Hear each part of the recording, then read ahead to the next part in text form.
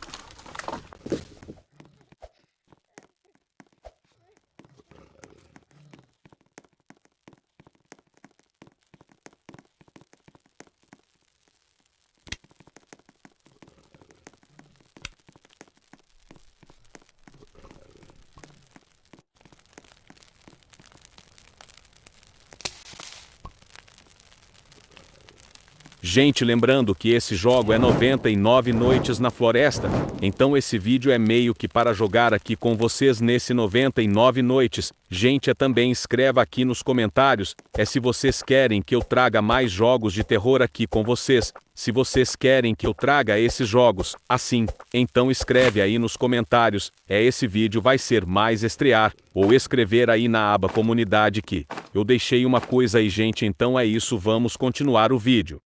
Isso aí galera, espero que vocês tenham gostado desse vídeo. É esse vídeo aí, é um vídeo de fundo que eu coloquei para quando está passando 99 noites. Então falou, fique com o emoji do Godzilla, dando like aí.